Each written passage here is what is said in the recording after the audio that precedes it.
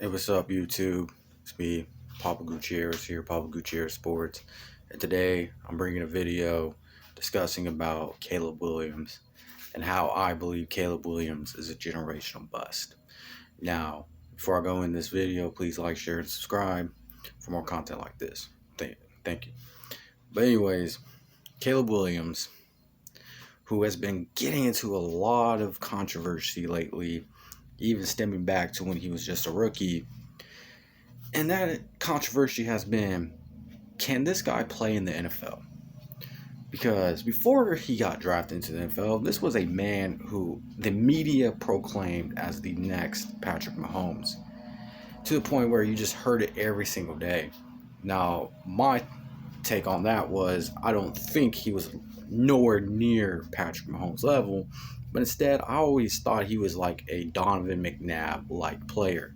If you watch some of Donovan McNabb's highlights from when he was in the first few years of the league, you can see the comparison. You can see the ability of them breaking out of the pocket, rolling to the right, rolling to the left. I mean, there's a famous play from Donovan McNabb against the Dallas Cowboys where this guy just runs around until he finds a guy open. That's basically Caleb Williams right there. Okay, that is for one. But Caleb Williams was this guy that everybody hyped up to the point where this guy was so hyped up that it didn't matter who was going after him. He was going first overall in the draft. Now, after his rookie year, he had a lot of trouble in his rookie year. There were some good moments, but there was a lot of troubling moments. Now, statistically, if you were to look at his numbers, you would probably think he had a good season. I mean, the guy had 20 touchdowns, 6 interceptions. He took decent care of the ball. The problem was he played scared. I mean, I watched the guy play against the New England Patriots. I'm a Patriots fan, and I watched him play against the Patriots, and the Patriots just demolished him. I mean, the Patriots last season had one of the worst defenses ever. And Caleb Williams couldn't play good enough to beat the New England Patriots, the team that was considered the worst team in the league last year, outside the Tennessee Titans, who so happened to beat the Patriots. And now we're looking at Caleb Williams in year 2. He's under Ben Johnson, an offensive coordinator who did wonderful things for the Detroit Lions in the past couple years, and is now the head coach of the Chicago Bears. And we're looking at this guy as the next savior come as a head coach for the Chicago Bears. And we're thinking this guy's going to put up astronomical numbers as a head coach. You know, he's got the quarterback he's always wanted, apparently. But coming to find out that Caleb Williams is just not the right fit for Ben Johnson's offense. Ben Johnson's offense is a time offense. It's an offense that is about timing. You have to be on time with your throws, your deliveries, and this and that.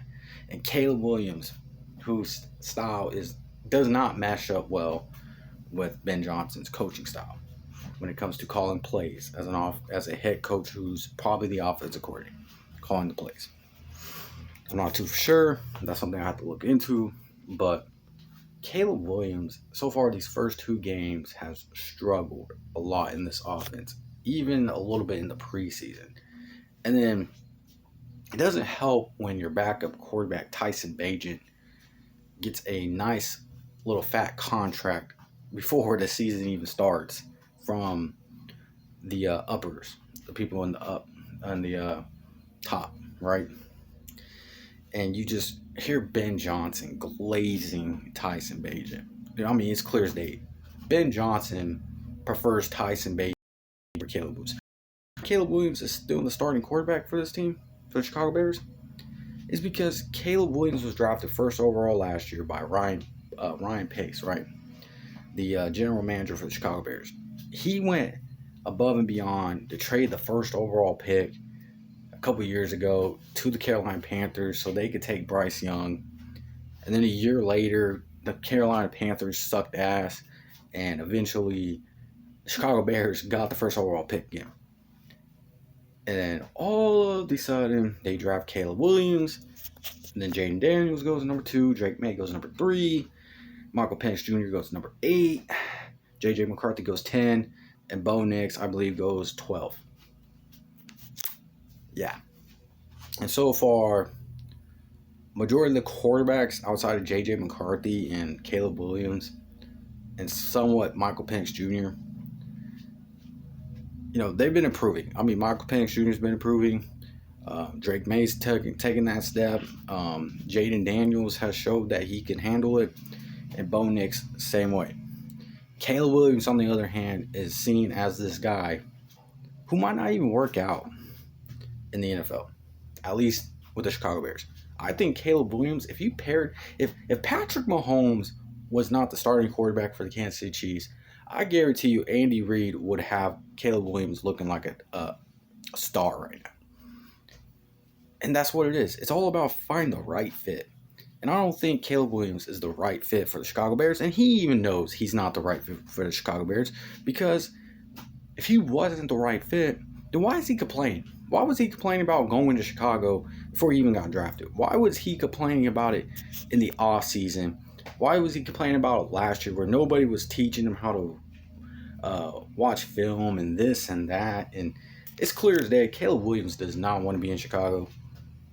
Caleb Williams is doing whatever he can, though. But I think it's just a bad fit. It's just a bad fit. I mean, I'm pretty sure even the players in Chicago don't really like Caleb Williams like that. I mean, this is a guy who paints his fingernails and tried to boss everybody around last year when he took over when he became starting when he walked into that building. I mean, I remember hearing a story last year about DJ Moore talking about Caleb Williams and how there was this trash all over the floor, and Caleb Williams stepped in and said, "Oh, we need to be more of this and that." And I'm pretty sure that rubbed DJ Moore the wrong way and some other people in that locker room. And there's a reason why they were complaining about him, and they were like, "We want Tyson Bagent in. We want him in because he's not a bitch." I'll just be real. That's probably how they were feeling. And Caleb Williams, as a starting quarterback in the NFL, probably won't be the starter by sometime in the next couple weeks. It's going to be looking very, very bad for him. I feel like there's going to be a team that's willing to trade for him at the end of this season. I feel like there's going to be a team. That team might be the Pittsburgh Steelers. That team might be something else.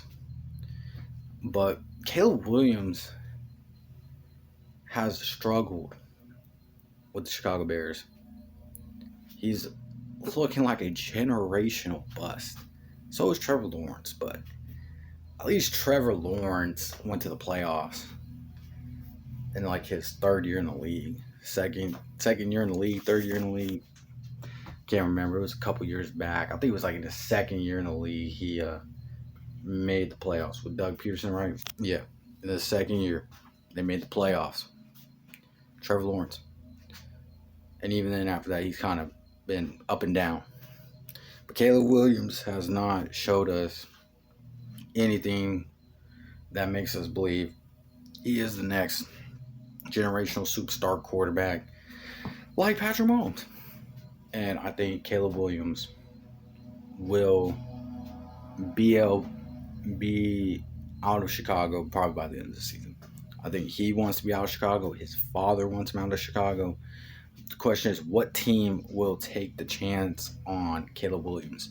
I think there's going to be a couple. I wouldn't even be surprised if Los Angeles Rams gave Caleb Williams a shot. I think he would do good in Sean McVay's offense. I think he would do good in Andy Reid's offense. I just don't think he would do good in a guy like Ben Johnson's offense. We're seeing that right now. He wouldn't do good in Sean Payton's offense. He wouldn't do a lot in a lot of these offenses. Maybe, just maybe, give him that West Coast offense that is from Sean McVay's tree, Kyle Shanahan's tree. I think he would do good in teams like that. But with the Chicago Bears, the place where quarterbacks go to die outside of Cleveland, yeah, it's just not looking too good for Caleb Williams. I wouldn't be surprised if he gets benched in the next couple weeks, especially after, if he loses they lose pretty bad like they did last week to the Detroit Lions, then you're going to see Caleb Williams on that bench. He's going to be pissy. He's going to be pouty. And he's probably going to try to ask for a trade. That's just my